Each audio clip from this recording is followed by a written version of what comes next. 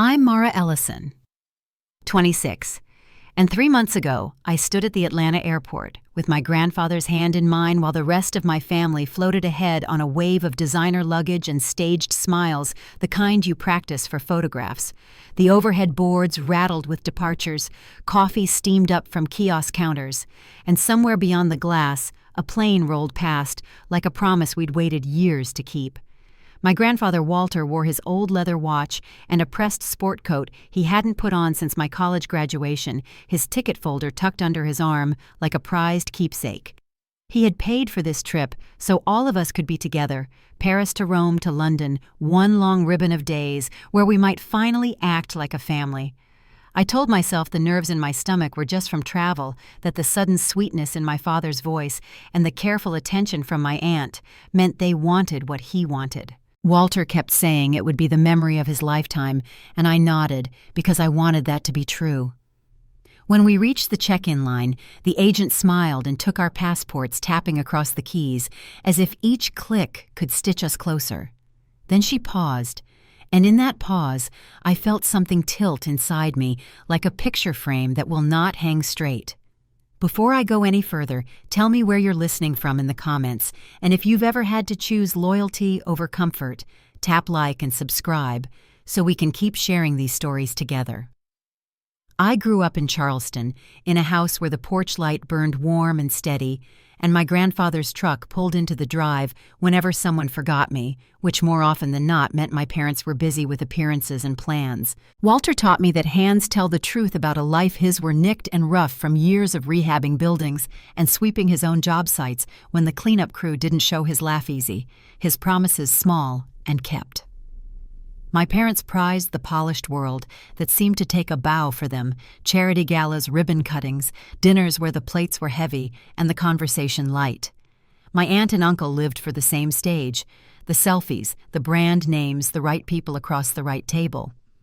I learned to keep my voice gentle and my intentions plain, to send thank you notes to bake bread and bring it to neighbors who needed company. Walter said kindness was a kind of savings account that paid interest when days got hard. There were 2 Charlestons in my life, the one with brick walks and old oaks where my grandfather and I strolled on Sunday evenings, and the other inside our family where favors were negotiated like contracts and affection arrived on a schedule. When Walter announced the trip, the temperature of our house changed. Overnight calls returned quickly. Texts punctuated with hearts, my father talking about making memories, as if he hadn't rolled his eyes at Walter's stories for years. I wanted to believe people could soften with time. Walter certainly did his edges rounding with hope, the way driftwood turns smooth after a season in the tide. He would sit at the kitchen table and tell me how he'd always dreamed of seeing the Eiffel Tower, how he pictured the grandkids laughing together in a place where no one had to rush off to a meeting or make a scene for a camera. I knew my own life didn't match the shine around me. I wore thrifted coats and kept an old upright piano in my apartment that went out of tune every winter. I made do, and I was fine with that, because the best parts of my world were paid for in patience and honesty. When an expensive scarf arrived at Walter's door from my mother, just because he folded it carefully like a fragile letter he didn't dare crease, and told me it was almost too nice to wear, my aunt showed up with chocolates and plans. My cousins shrugged off their screens long enough to nod at the idea of Rome, and even my father's voice softened on the phone whenever he said Dad, stretching the word as if warmth lived in the extra second. I set the table for Sunday dinners and watched quietly as people smiled a little too brightly and listened a little too hard for the sound of their names. By the time we drove to Atlanta, 2 SUVs full of matching luggage and enthusiasm, the air between us had the soft sheen of a commercial. Walter rode beside me, palm resting on his ticket folder, tapping once in a while, like a man keeping time with a song he loved. He pointed out planes as we pulled into the terminal, telling me which carriers flew, were the way a boy might talk about baseball cards. The screens inside flashed destinations and gate numbers, and we became part of the moving stream of families, honeymooners, and business travelers with headphones around their necks. My father and aunt compared wine lists from cities they had not yet landed in. My mother composed a caption for a photo she hadn't taken, and my cousins drifted behind us with that loose-shouldered ease of people who never wonder if they belong somewhere. Walter squeezed my fingers once quietly, a little half-smile lifting one side of his face, and I told him we would sit by the window if we could, that he'd see the lights of Paris spread out like a map when we arrived. We reached the counter, passports fanned across the smooth surface, the agent tapping cheerfully through our names, and I watched the color in her face change just a shade as her eyes flicked back to the screen and the cursor began to blink. The agent's keyboard click slowed, then stopped completely. She looked up with an uneasy smile and said she couldn't find a reservation under Walter's name. My heart tripped over itself as I stepped closer, sure she must have typed it wrong. She checked again, spelled it out, then shook her head. My grandfather's hand tightened on the handle of his suitcase. Thomas leaned against the counter with that patient smile he used in meetings, the one that hid irritation behind polished teeth. "It's fine," he told the agent. "We'll handle it." Walter turned toward him, his voice thin but steady. "Son, did you forget to book me?" The silence that followed was longer than the line behind us. My father didn't answer right away. Diane's voice came soft, like she was smoothing wrinkles in the air. "Dad, travel like this might be too much for you. It's better if you stay home. We'll bring you something nice from Europe." My grandfather blinked as if trying to make sense of words that didn't belong together. I felt heat climb up my neck. He paid for everything I said louder than I meant to. People turned. Lily muttered something about embarrassment, and Brenda pressed her hand to her forehead. "Mara, please," she whispered, "don't make a scene." My father's smile dropped. "Enough. This isn't your concern." He placed his hand on my shoulder like a warning. "Dad will stay here." I pulled away. "No. If he's not going, neither am I." The tension snapped like a wire pulled too tight. My mother sighed. Brenda gathered her children and turned toward the gate. "Let's go," she said sharply, her heels clipping the tile. Mark followed, dragging the luggage cart. No one looked back. When the last of them disappeared into the terminal, the noise of the crowd came rushing back, 1,000 footsteps and rolling bags blending into one hollow sound. My grandfather stood frozen, suitcase still upright beside him, the corners of his mouth trembling. "Maybe they're right," he said quietly.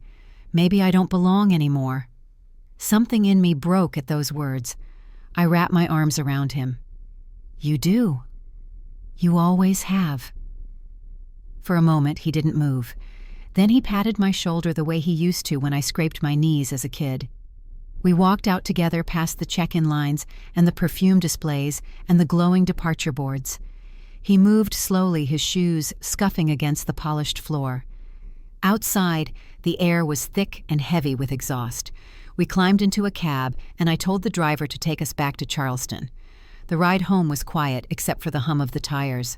The city lights gave way to long stretches of dark highway, and in the window I saw our reflections, his lined face beside mine, both of us looking forward but thinking backward. Halfway home, he spoke without turning. "Maybe I'm just an old fool, Mara." His voice was low, almost a whisper. "All that money, all that time, and for what? They don't need me. They never did." I stared at his hands folded in his lap. "They needed you," I said softly. "They just forgot how to say it." But he didn't answer. He watched the passing headlights instead, each flash tracing across his face like a shutter clicking on old film. When we reached his house, the gates opened slowly, the iron creaking like a sigh. The mansion looked exactly as it always had. Tall windows, glowing marble steps, gleaming under the porch light, but inside it felt hollow. Walter set his suitcase down in the foyer, the sound echoing up the staircase. He stood there for a moment, eyes tracing the family portraits lining the wall, his younger self surrounded by faces that now felt like strangers. "I built all this for them," he said quietly. "Every inch of it." I didn't know what to say, so I followed him into the study. The leather armchair near the fireplace seemed to swallow him whole as he sat down. He pulled a framed photograph from the side table, him, my father, Brenda, and a much younger me perched on his knee. The glass caught the firelight, and for a second I thought he might smile. Instead, he whispered, "It means nothing now." I walked closer, my throat tight. "It still means something to me." He looked up then, and for a heartbeat I saw a flicker of warmth behind his eyes. "You always were the one who listened," he murmured. Then the light dimmed again. The flames popped in the fireplace, the clock ticked, and the house settled into a silence that pressed against the walls. That night, I barely slept. Every time I closed my eyes, I saw him standing in the airport line, suitcase in hand, waiting for someone to claim him. Before dawn, I got up, slipped on a sweatshirt, and went downstairs. The house smelled faintly of coffee and old paper. In his office, the lamp on the desk still burned, and a stack of folders lay open. Walter had fallen asleep in his chair, the photo resting on his lap. I started gathering the papers when I noticed one labeled Travel Itinerary. Inside was a receipt from the bank, $2 million wired from Walter Pierce's investment account to Thomas Pierce's personal account. My stomach tightened. The next page listed the travel details, every name in the family except his. I held the folder against my chest, feeling the weight of it. Later that morning, I drove downtown to the travel agency printed on the letterhead. The bell over the door chimed as I entered. Behind the counter stood a woman with a neat bun and a nameplate that read Holly Sanders. She smiled politely. "Can I help you?" I told her my grandfather's name. Her brow furrowed. "Yes, I remember that booking. Quite the luxury package, private tours, first-class seats, the works." She scrolled through her computer, then paused. "That's strange. His name isn't on the final passenger list. Could it have been an error?" I asked. She shook her head slowly. "No, it was removed before the tickets were confirmed." She glanced up at me, her expression softening. "I'm sorry. If you need a written statement, I can provide one." I nodded, unable to speak. When I returned to the mansion, Walter sat at the dining table staring into a cold cup of coffee. The morning sun spilled through the tall windows, catching the silver in his hair. I set the documents in front of him. "They took everything I said quietly, and they never planned to take you." He read the pages slowly. His hands trembled, the paper rustling between his fingers. When he finally looked up, his eyes were glassy. "My own son," he whispered. I reached for his hand. "We can do something about it." He shook his head. "They're my children, Mara. I don't want to destroy them." "They already destroyed themselves," I said. "This isn't love, it's theft. If we stay silent, they'll think it's acceptable." For a long moment, he stared at the papers, the light glinting off the receipt. Then he exhaled a sound half weary, half resolute. "If you believe it's right," he said finally, "then I trust you." That afternoon, I sat in his office with the folder open and my phone in hand. The number I found online belonged to Adult Protective Services in Charleston. My hand shook as I dialed. A man answered. His name was Daniel Hayes, and as I explained what had happened, his voice stayed calm, steady. He asked for proof of the transfer, any witnesses, any statements. I told him everything. When I mentioned the receipt and Holly's testimony, his tone hardened. "You have enough to open a case," he said. "Can you and your grandfather come to our office tomorrow?" When I hung up, my palms were damp. I looked through the doorway toward the study, where Walter sat surrounded by framed photographs of the people who had walked away from him. For the first time since the airport, I felt a thread of hope, not loud or bright, just steady enough to hold on to. That night, as the rain started against the windows, I sat on the porch steps and listened to the thunder roll over the marsh. The house behind me felt less like a monument and more like a home, guarding its last bit of warmth. Walter appeared in the doorway, leaning on his cane. "You're still awake," he said gently. "Couldn't sleep." He nodded once, then looked out into the storm. "Maybe some things have to break before they can be fixed." I didn't answer. Lightning flashed, lighting the garden where his roses bent under the rain. Somewhere in that moment, I knew we had crossed a line we couldn't uncross. Tomorrow, someone else would hear our story, and the truth that had been buried under years of silence would finally start to rise. The morning after the storm, the air in Charleston carried that clean scent that follows heavy rain. I sat on the porch steps with my coffee, watching the mist lift off the garden. Inside, I could hear the low murmur of my grandfather's radio in the kitchen, old jazz, the kind he used to hum to while fixing things around the house. It had been 2 days since we'd filed the report, and each hour stretched like a string pulled too tight. Walter tried to keep busy pruning his roses, checking the mail, pretending life was the same. But sometimes I caught him standing still, just looking out toward the driveway, as if he half expected my father's car to pull in, like nothing had happened. 3 weeks passed that way. Every morning brought the same rhythm, coffee quiet, and the sound of the clock in the hallway marking time neither of us wanted to count. I'd catch glimpses of him in the study, straightening old photographs, polishing the frames, restoring order to a world that had cracked open. One afternoon, I found him sitting at his desk with the family album spread out in front of him. He traced the edges of a picture with his thumb, my father as a boy, smiling in front of a house Walter had built by hand. He was proud of that porch, Walter said softly, not looking up. I told him one day it would be his. I sat beside him and placed my hand over his. He doesn't deserve it, I said, but the words felt too sharp in the quiet room. He didn't answer. The photograph slid slightly under his palm, and I saw his jaw tighten. He wasn't angry, not in the way I expected. It was more like something deep inside him had given up fighting. That night I lay awake listening to the creak of the house and the slow footsteps from the hallway. At one point, I heard the faint click of the front door opening, then closing again. In the morning, I found him on the porch, wrapped in a blanket, watching the sun rise. "Couldn't sleep," he said simply.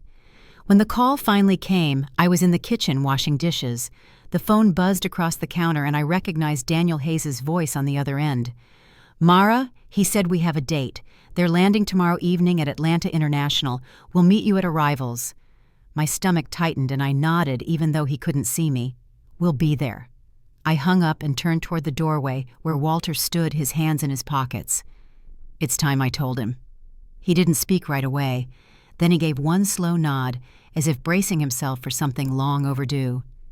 The next day the drive to Atlanta felt different from the one before. The highway was the same, but the silence carried purpose now instead of pain. Walter sat upright beside me, wearing a gray suit that hung a little loose on his shoulders.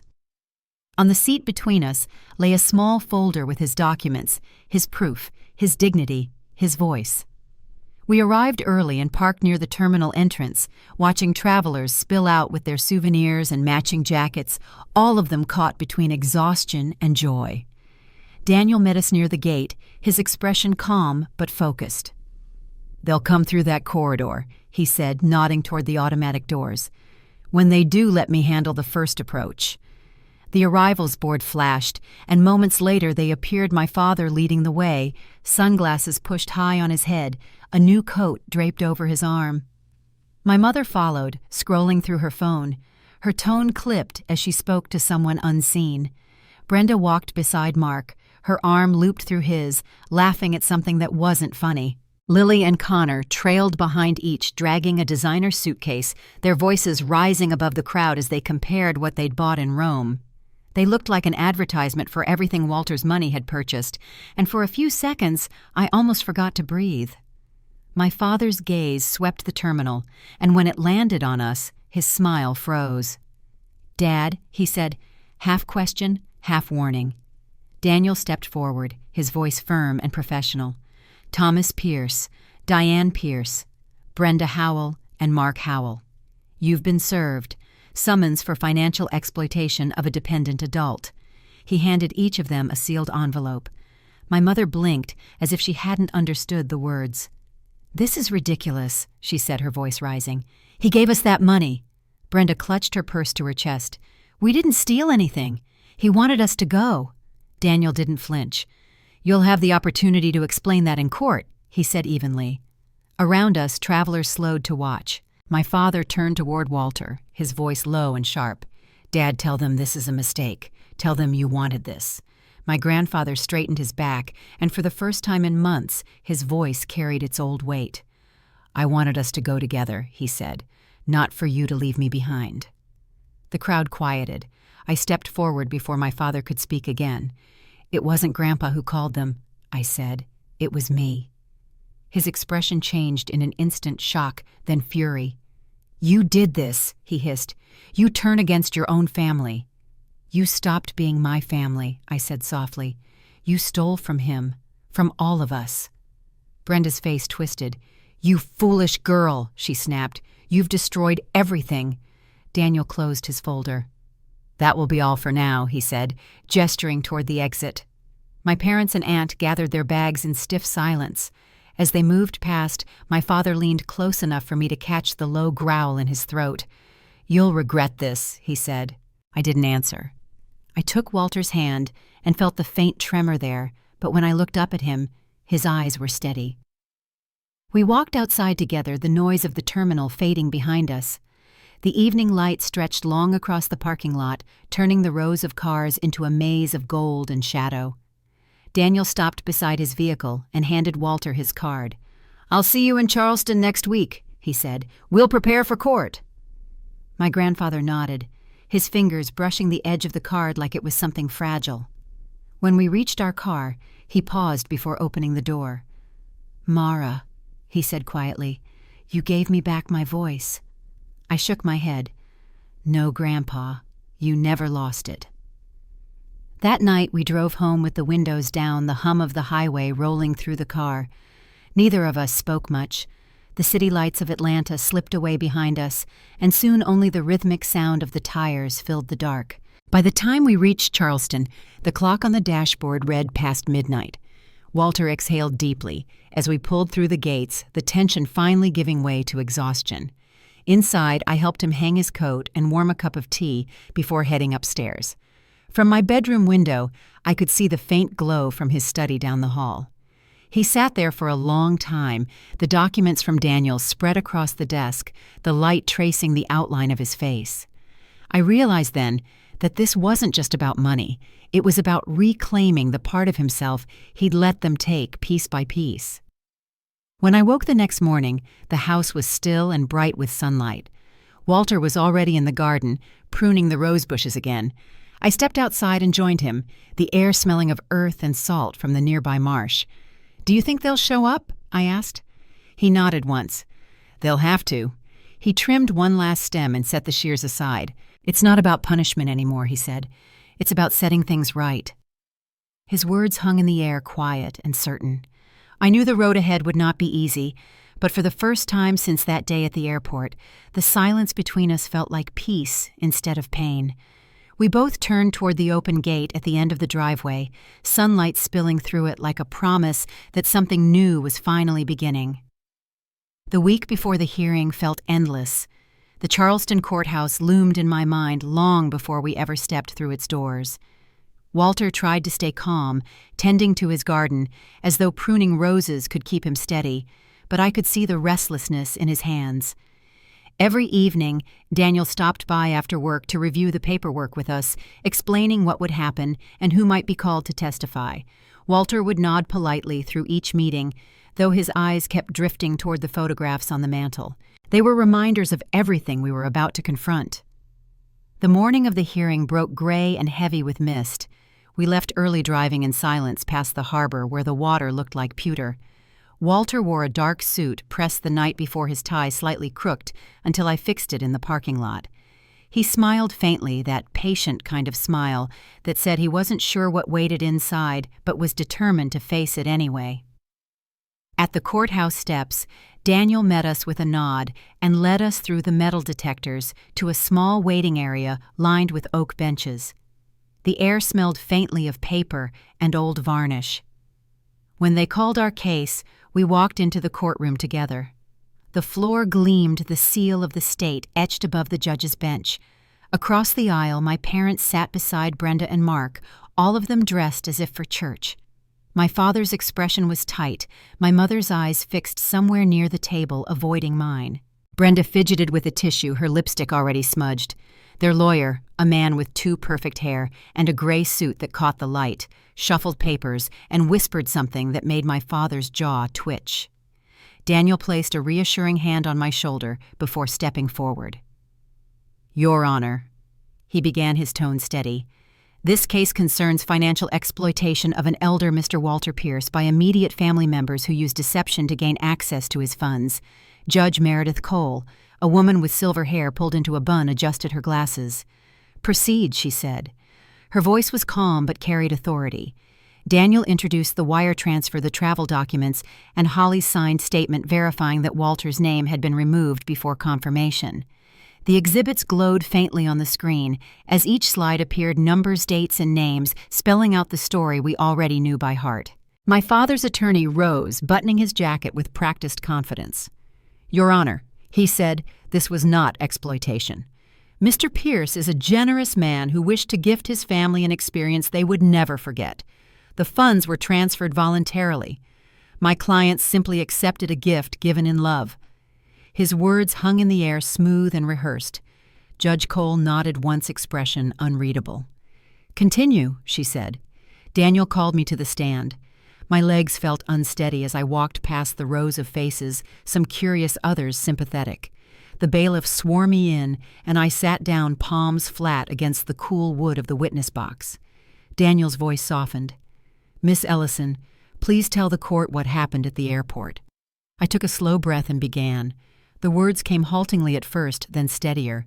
I described the family lined up at the check-in counter, the missing ticket, my father's exact words. "Dad, I forgot your ticket. Just go home." The courtroom shifted. A murmur rippled through the gallery before the judge raised a hand for silence. I told them how my grandfather's face changed, how he gripped his suitcase like it was the only thing holding him upright. I explained the drive home, the silence that followed, and how I later found the transfer receipt showing the $2 million moved into my father's account. By the time I finished, my throat felt raw. Daniel thanked me quietly and asked no further questions. The defense attorney stood pacing a few steps. "Miss Ellison," he said, "would you describe your relationship with your parents as close?" I hesitated. "It was complicated." He smiled faintly, mocking. "Complicated enough that you might misinterpret their intentions." Daniel rose immediately. "Objection, argumentative." Judge Cole nodded. "Sustained. Move on." The attorney leaned on the podium. "You were emotional that day, weren't you?" "Yes," I said, "but that doesn't change what happened." He tried another angle. "Perhaps your grandfather misunderstood the arrangement." I met his eyes. He understood perfectly. He thought he was paying for a family trip, not buying his own exclusion. The attorney pressed his lips together and turned away. Daniel called Holly next. She walked in, neatly dressed, her posture straight, and confirmed under oath that Walter's name had been on the booking until it was removed by Thomas Pierce. The defense attempted to challenge her memory, but she held firm. "I handled the file myself," she said clearly. "There was no mistake." After her came an airport staffer who remembered overhearing my father's words at the counter. By the time she stepped down, the tension in the room had thickened. Then my father rose from his seat. "Your Honor," he said, "I need to speak." Judge Cole regarded him carefully. "You may." He turned toward the bench, voice heavy with practiced indignation. "This is absurd. My father is elderly. He wouldn't have survived a trip across Europe. We spared him the strain. It was an act of love." His words echoed for a moment. I stood before I could stop myself. "Love doesn't steal $2 million, I said, my voice breaking but clear. "And it doesn't leave someone standing alone in an airport after taking everything he owns." Gasps rippled through the courtroom. The judge struck her gavel once. "Order." My father's face flushed red. "You ungrateful child," he snapped. "After everything we've done for you." I stared back steady. "You did nothing for me." He did. The silence that followed was heavy, the kind that fills every corner of a room. Judge Cole leaned forward. "That's enough," she said firmly. "The court has heard what it needs to." When the jury returned, the air seemed to thicken. The foreman stood paper in hand. "We find sufficient evidence of financial abuse against Mr. Walter Pierce." My breath caught. The judge's voice followed, calm but final. "This court orders Thomas Pierce, Diane Pierce, Brenda Howell, and Mark Howell to repay the full amount of $2 million to Mr. Pierce. Furthermore, due to their conduct, they are stripped of all inheritance rights and any future guardianship claims. Let it be entered into record." For a moment, no one moved. Then Brenda broke down, sobbing into her hands. Mark, muttered under his breath, had lowered. My mother sat motionless, her eyes wet but unfocused. My father slammed his palm against the table. "This is an outrage," he shouted. Judge Cole's gavel cracked again. "Exactly," she said coldly. "An outrage, and one of your own making." The bailiff stepped forward, and my father sank back into his chair. I felt Daniel's hand rest lightly on my shoulder. "It's over," he whispered. But for me, it didn't feel over, not yet. I looked across the room at Walter, who sat quietly beside our attorney's table. His eyes were wet, but his back was straight. When the judge adjourned, he rose slowly, walking past my parents without a word. I followed him into the hallway where the late afternoon light streamed through high windows. For the first time in months, he looked lighter, almost relieved. "They can't hurt you anymore," I said softly. He nodded once, his expression calm. "No," he said, "not anymore." We stepped outside into the warm Charleston air. The city hummed faintly with traffic, the courthouse steps still echoing with footsteps behind us. Daniel joined us at the curb, handing Walter a copy of the final order. "You did well," he said. "Few people would have had the courage." Walter thanked him, voice low. As Daniel walked away, my grandfather turned to me. "Mara," he said, "you gave me back my name." I shook my head. "You never lost it, Grandpa." That evening, back at the estate, the rooms felt different. The silence no longer carried shame, it carried peace. Walter sat on the porch as the sun dipped below the trees, a faint orange glow washing across his face. I brought him tea, and he took it with a steady hand. For the first time since the trip began, he smiled without effort. "Tomorrow," he said, "we start fresh." I didn't ask what he meant, but I knew the idea forming behind those words. Whatever came next, it would be built from the ground up, something honest, something lasting. And as the light faded over the garden, I understood that the hardest part was behind us, but the truest part of his story was only beginning. The morning after the verdict, sunlight spilled through the tall windows of the Charleston estate. The air felt lighter, the kind that follows a storm when you can finally breathe again. Walter sat at the kitchen table with a fresh cup of coffee and the newspaper folded neatly beside him. For the first time in weeks, there was no tension in his shoulders, no heaviness in his voice. When I joined him, he smiled and tapped the chair across from him. "Sit down, Mara. I was thinking we should talk about what comes next." His words were calm, but something in his tone told me this wasn't just about rebuilding finances. He leaned forward, fingers interlaced, eyes steady on mine. "I don't want to spend whatever time I have left remembering betrayal," he said. "I want to turn what happened into something that helps others." I watched the lines in his face soften as he spoke. If what we went through can stop another family from doing the same, then it won't all be for nothing. That afternoon, we sat together in his study, surrounded by the scent of old books and polished wood. He opened a blank notebook and wrote the title across the first page, The Walter Pierce Foundation. Underneath, he wrote 4 words in neat, deliberate script for the protection of others. When he finished, he looked up at me and smiled. "Every cent they're ordered to return," he said, "will put towards something that means more than they ever did." We spent the next few days planning, making calls, and reaching out to Daniel for guidance on how to structure the foundation legally. He connected us with a local nonprofit attorney who specialized in elder protection. Her name was Grace Miller, a woman in her 40s with clear eyes and a calm voice. When she came to the estate, she listened carefully, taking notes as Walter explained his vision. "I don't want revenge," he said. "I want education, resources, and a line of defense for people like me, people who trusted the wrong hearts." Grace nodded. "That's a noble goal, Mr. Pierce," she said. "We can make this official. It'll take time, but you'll have a foundation registered by summer." After she left, Walter stood by the window for a long while, watching the sunlight shift across the lawn. "You know," he said finally, "I spent a lifetime building for my family. Maybe now it's time to build for someone else." Weeks passed quietly after that. We worked through paperwork, set up meetings, and drafted the foundation's mission. Each step seemed to lift him a little higher. The house that had once echoed with disappointment began to hum again, with movement boxes of documents, stacks of envelopes, the sound of Walter's old typewriter clicking late into the night. There was life in the halls again, not from wealth or grandeur, but from purpose. One morning he called me into his study and pointed to a small framed photo on the desk. It was from years ago, me at 8 years old, missing a front tooth holding one of his hammers while helping him fix a fence. "You were always the one who stayed," he said softly. "That's what made the difference." He reached into a drawer and pulled out a set of silver keys on a small ring. "You're my partner in this, Mara. I want you to help run it when I can't." I hesitated, unsure how to answer, but his expression was certain. "Grandpa, I don't know if I'm ready for something like that," I said. He smiled faintly.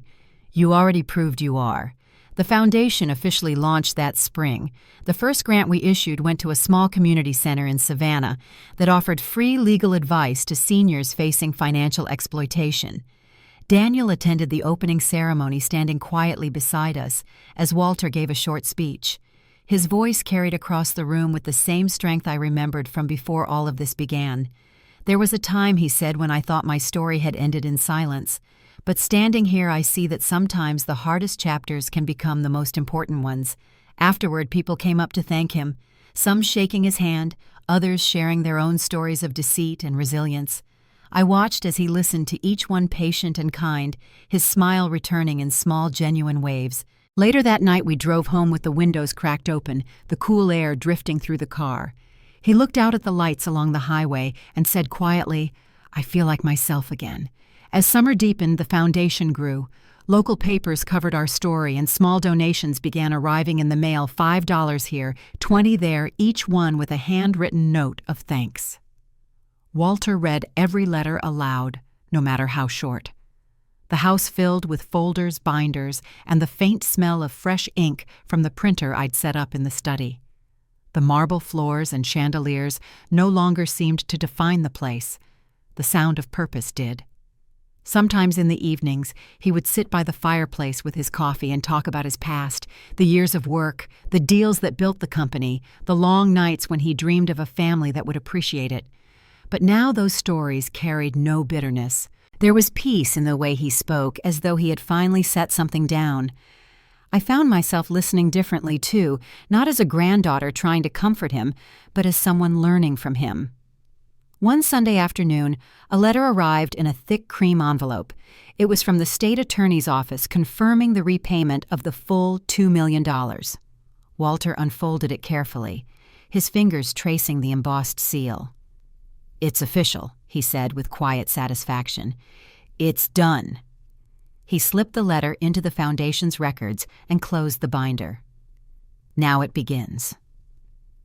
That evening I found him sitting outside on the porch swing, a soft breeze moving through the garden. "You know," he said, "I used to think wealth was measured in what you could hold. Now I think it's what you can give away without regret." The last light of day touched his face, and I could see the man he'd always been, the one who worked with his hands, who believed in building things that lasted. By autumn, we were traveling again, not across oceans, but across counties, visiting community centers and meeting volunteers who were helping seniors protect their savings. Each place had its own story, its own quiet victories. At one center, an elderly woman clasped Walter's hand and said, "Because of your fund, I kept my home." He smiled and squeezed her hand gently. "Then it's worth every penny." On the drive back, he looked out at the passing fields and said, "Mara, I finally understand why this happened." I glanced over, waiting. He smiled faintly, to remind me what matters before it was too late to change it. The road stretched ahead, lined with trees turning amber in the fading light. For the first time in a long while, it felt like every mile meant something. When we returned home that night, the house was quiet, the kind of quiet that feels full instead of empty. I made tea while he settled into his favorite chair by the window. The city lights shimmered faintly in the distance, reflecting off the glass like stars. He turned toward me, eyes gentle. "You've done more than you know, Mara," he said. "You didn't just save me. You reminded me of who I was." I didn't answer, just sat beside him, listening to the faint hum of crickets outside. The moment stretched softly, like a breath we didn't need to rush. Somewhere between the stillness and the sound of his slow, steady breathing, I realized that what began as a fight for justice had become something deeper, a rebuilding of grace piece by piece. The night ended with a quiet peace neither of us had felt in years. Walter closed his eyes, his head resting back against the chair. I turned off the lamp, leaving only the faint glow from the garden outside. The Foundation's first donation letter sat on the table between us, its words simple but true. "Thank you for standing up for those who couldn't." I glanced at the clock and thought of what he'd said that morning, that we were starting fresh. And as I listened to the steady rhythm of his breathing, I knew he had been right. The story that began in an airport full of betrayal had turned into something entirely different, something that would outlast both of us. Autumn turned the oaks along the drive to shades of amber and rust. The Charleston air had begun to cool, and the mornings carried that faint bite of salt and wood smoke from the marsh. Inside the house, the quiet hum of a new rhythm had taken root. Walter was healthier walking with a spring in his step, often out in the garden before sunrise, pruning the roses he loved so much. The foundation had already funded 4 small projects, and each week brought new letters, thank you notes, stories of hope, even photographs from seniors who'd received help. The house once burdened by silence now felt alive again. One crisp morning, Walter invited me to the study. A stack of envelopes sat beside him, and he handed me one with a faint smile. From Grace, he said. Inside was a formal invitation to a luncheon downtown, a recognition event for community philanthropy. They're honoring the foundation, he explained, but I told them it wasn't about recognition. I looked at the embossed lettering and then back at him. Maybe it's not about the attention, I said. Maybe it's about showing what came out of all this. He nodded thoughtfully. Then you'll come with me. The luncheon was held at the Charleston Harbor Club, the kind of place my parents once treated like a second home. The ballroom glowed under chandeliers, and the walls were lined with portraits of donors and civic leaders. I saw familiar faces from old family events, though none of them knew the story behind the foundation's birth. When Walter took the stage to speak, his voice filled the room, not loud, just sure. I started this foundation, he said, not because of what I lost, but because of what I learned. Family isn't about who shares your name. It's about who stands with you when you have nothing left to give. Applause broke across the room, steady and heartfelt. I felt my throat tighten watching him there calm under the light. The last time I'd seen my father in a crowd, he'd been storming out of a courtroom. Walter, in contrast, radiated a quiet grace that drew people toward him instead of pushing them away. After the event, people surrounded him to thank him, to ask questions, to shake his hand. We stayed until the crowd thinned. As we stepped outside, the sea breeze tugged at his jacket, and he looked out over the harbor with that faraway look he sometimes had. You know, he said softly, I used to come here with your grandmother. She'd say the water never forgets, it just keeps moving forward. A few weeks later, the first signs of winter crept in. The house smelled of pine from the wreath I hung near the front door. Walter spent more time inside, resting in his favorite chair by the window. One evening, as I read through new proposals for grants, he called out from the living room, Mara, do you think we did enough? His tone wasn't uncertain. It was reflective, like he was taking inventory of a life that had stretched farther than he'd imagined. I closed the folder and joined him. You've done more than most people dream of, I said. He smiled faintly. Then maybe it's time to slow down. By late December, I noticed he tired more easily. Some mornings he'd skip the garden and sit instead by the fireplace, a wool blanket across his lap. He still kept his humor, teasing me when I overcooked breakfast or left papers scattered across the desk. But his steps had become slower, his voice quieter. On New Year's Eve, we watched fireworks from the porch, the night air sharp and cold. Another year ahead, he said. Make it a good one. In January, he fell ill with a chest infection. Grace and Daniel visited often, bringing documents and updates, but mostly just to check in.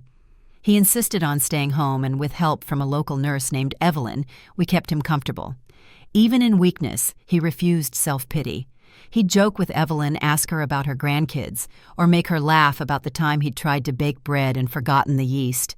Some evenings when the house went quiet, he'd reach for my hand and whisper stories about the early years, the jobs that barely paid the long drives, the first house he ever sold.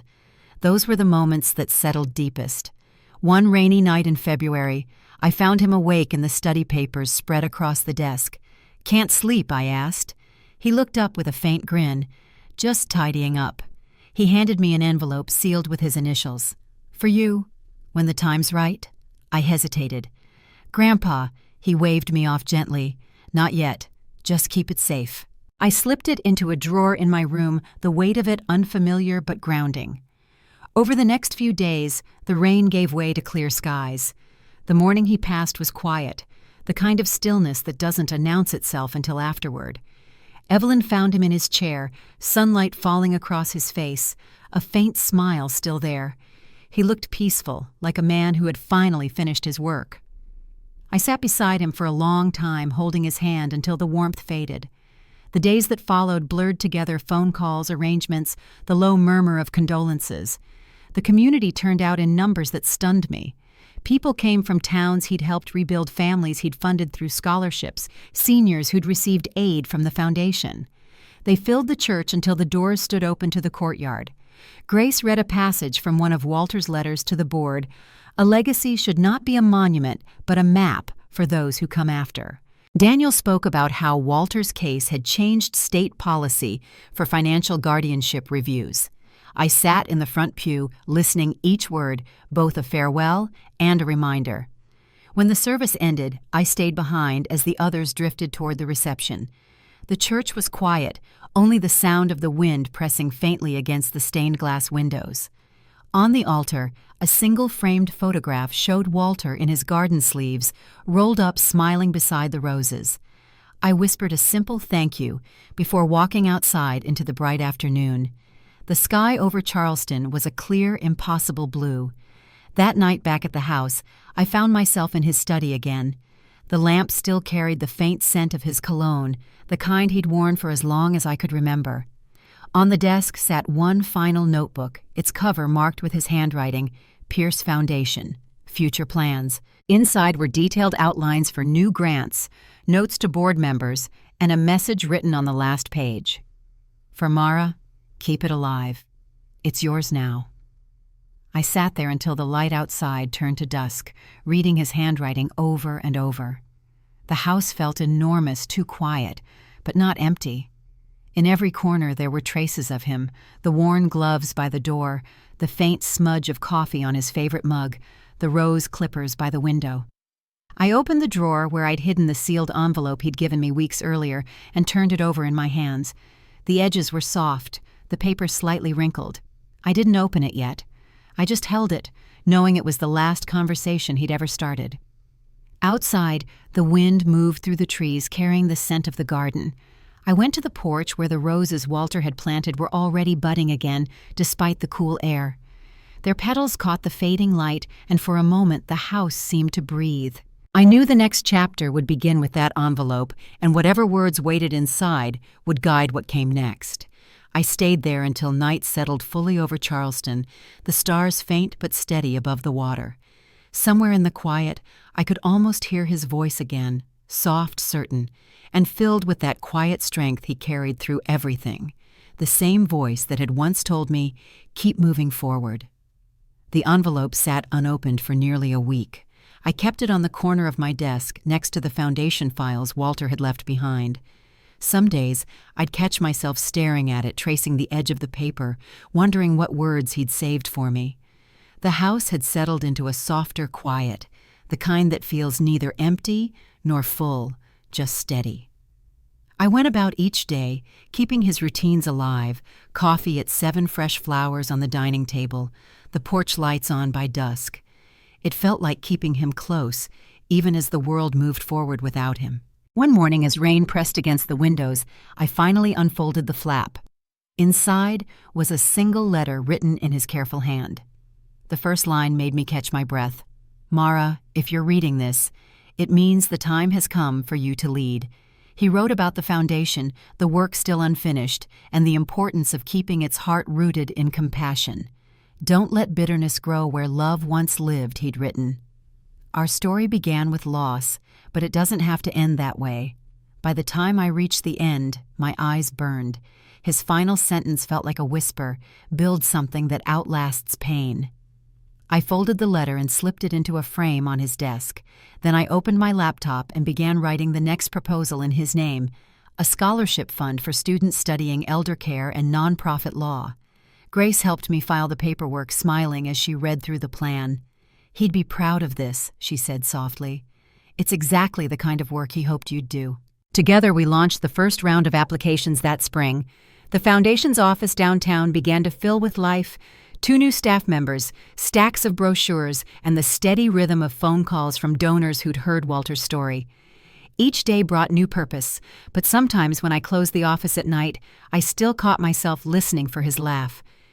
It was around that time that Daniel stopped by with a file folder in his hand. He looked tired, but lighter than I remembered. "We've wrapped the final report," he said, handing it to me. Inside were documents confirming new state policies passed in the wake of Walter's case, mandatory oversight for large family fund transfers involving seniors' expanded review for guardianship claims, and a community program funded through our foundation's partnership. "Your grandfather didn't just change your family," Daniel said quietly. "He changed how the state protects people like him." For a long moment, I couldn't speak. The pages blurred through the tears in my eyes. I reached across the desk and squeezed his hand. "Thank you," I said. He smiled, tucking his pen into his pocket. "Don't thank me. You're the one who made it count." Spring arrived in Charleston with blooming magnolias and long evenings of gold light that stretched across the marsh. The garden Walter loved was in full bloom again. I spent hours tending to the roses, clipping away dead leaves, and watching the petals unfold. Each time a breeze swept through, I could almost hear his voice in the soft rustle of the branches. The work grounded me. I'd started hosting small gatherings on the lawn, volunteers, donors, and community members who wanted to hear about the foundation's progress. We told stories, shared meals, and sometimes just sat quietly listening to the cicadas hum. Those moments reminded me that healing isn't a single event. It's the slow rebuilding of connection. One afternoon, as I was finishing preparations for the Foundation's first anniversary event, my phone rang. The name on the screen stopped me cold. Thomas Pierce. My father. I hesitated before answering. His voice, when it came, was strained. "Mara, he said I heard about the scholarship. It's impressive." I stayed silent. He cleared his throat. "Your mother and I, well, we've been thinking about reaching out. Maybe start over." The words hung there fragile and unfinished. I looked out toward the garden, sunlight flashing on the rose petals. "Dad?" I said, finally starting over means facing what happened, not pretending it didn't. He sighed, the kind of sound that comes from someone who wants forgiveness without earning it. "Maybe someday," he said. Maybe I answered and ended the call. Afterward, I sat on the porch letting the weight of it settle. Part of me still ached for the family we could have been, but another part had already accepted what we were. I remembered Walter's letter, "Don't let bitterness grow." That night I lit a candle for him on the porch railing and left the phone inside. Some things I realized take time that no one can rush.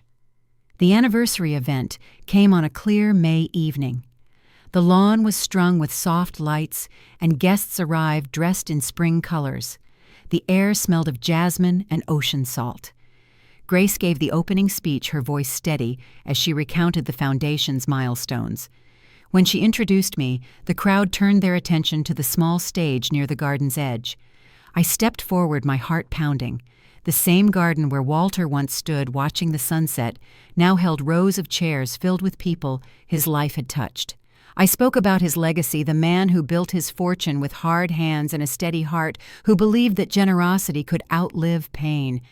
"He taught me that dignity isn't something others can give or take," I said. "It's something we build one act at a time." I shared stories from the Foundation's work, the seniors who'd been protected, the students who'd received scholarships, the families who'd found hope again. The crowd listened in stillness, some nodding, others wiping tears. When I finished, I looked toward the roses glowing faintly in the dusk. "This garden was his favorite place," I said. "Every flower here grew from something once cut back, and that's what we're doing, growing again." After the applause faded, the night turned gentle. People lingered with wine glasses, talking softly under the string lights. Daniel raised a toast to Walter, and Grace joined him. I stayed a little apart near the fountain, watching the water ripple under the reflection of the lights. For the first time, I felt the full circle of it, the beginning at the airport, the heartbreak, the trial, the rebuilding. It had led here to this moment of quiet grace. When the guests finally left, I stayed behind to gather the empty glasses. The garden was calm again, only the hum of crickets and the scent of roses in the air. I sat on the stone bench where Walter used to rest, the one shaded by the magnolia tree. From my pocket, I pulled out the letter I'd framed weeks ago, folded neatly in its new envelope. I read the last line again, whispering it aloud. Build something that outlasts pain. The night breeze stirred and a few petals drifted to the ground like a quiet reply. I stayed there until the lights began to dim, the stars brightening overhead. The house behind me glowed softly, the windows lit like watchful eyes. Tomorrow I would meet with Grace about expanding the foundation into new states. Tomorrow life would keep moving forward. But for that moment I just sat still, letting peace fill the space where grief once lived. Somewhere beyond the trees, the tide began to rise again, steady and sure, carrying everything forward just as he said it would. The night after the anniversary event, I woke before dawn and wandered out to the porch. The air was cool and still, the kind of quiet that carries every small sound, the creak of the wood beneath my feet, the faint rustle of the magnolia leaves. In the garden, the roses glowed pale under the first trace of morning light. I sat on the swing with a blanket around my shoulders, watching the horizon soften from gray to gold. For the first time, I didn't feel the urge to rush anywhere. The story that had begun in pain had finally found its peace. Over the following months, the foundation kept growing. Grace guided the legal work as we expanded into neighboring states, and Daniel joined as an advisor for outreach programs.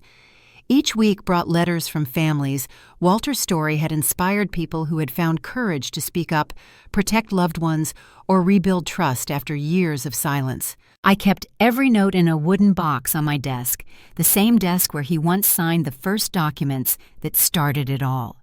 It reminded me that change rarely begins with grand gestures. It begins with someone deciding enough is enough. One warm afternoon, while sorting through files, I came across an old photograph of my father and Walter. They were standing in front of a house half-built, smiling at the camera. I studied their faces for a long time. My father hadn't called again after that brief conversation, but I had stopped waiting. Sometimes forgiveness isn't a door you open for someone else. It's the window you leave cracked so light can reach you again. I tucked the photo into a drawer, not to hide it, but to keep it safe. By late summer, the garden was in full bloom again. Volunteers came to help with a new community event. We'd planned a day of free workshops for seniors and families about financial safety. Children ran across the lawn while older guests shared stories under the tent. At one point, an elderly man approached me with tears in his eyes. He clasped my hand and said, "Your grandfather's story saved my sister from losing her home." His words settled over me like sunlight. In that moment, I realized the true measure of what Walter had built. It wasn't wealth or recognition. It was the quiet ripple of protection he left behind. That evening, after everyone had gone, I walked the property alone. The lights from the tent glowed faintly across the grass, and the fountain shimmered under the moon. I paused beside the roses, their petals brushed with dew, and whispered, "We did it, Grandpa." The breeze lifted through the leaves, and I could almost hear his laugh, deep, warm, and steady. I smiled, knowing he would have told me to stop talking to the wind and get some sleep. In the months that followed, life moved forward with a gentle rhythm. The Foundation's headquarters downtown became its own small world, a place filled with energy and purpose. Some days I still visited the estate to water the garden or sit in the study. The chair by the window remained where he left it, the view of the harbor unchanged. But the grief that once lingered there had softened into gratitude. What began as a wound had turned into something that gave life to others.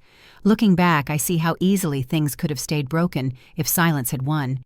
My father's betrayal had nearly erased the goodness in our family's name, but Walter's courage and the choice to fight for him had rewritten it. Justice didn't erase what was lost, but it restored something deeper, dignity, and that I learned can outlast even the sharpest hurt.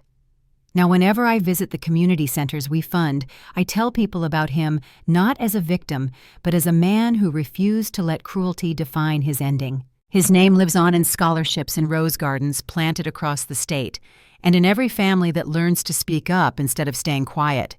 Each story we help begins the same way ours did, with someone realizing they deserve better. As the second anniversary of the foundation approached, I stood again on that porch at sunrise.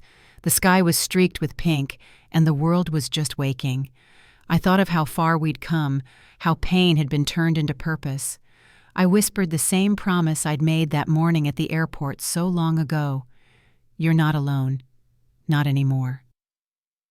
Before I go any further, I want to thank you for listening to a story about love, surviving disappointment, and dignity, finding its way home. If you've ever rebuilt yourself after being broken or fought to protect what's right, this story was for you. Take a moment to share your thoughts below or tell someone you love that they matter.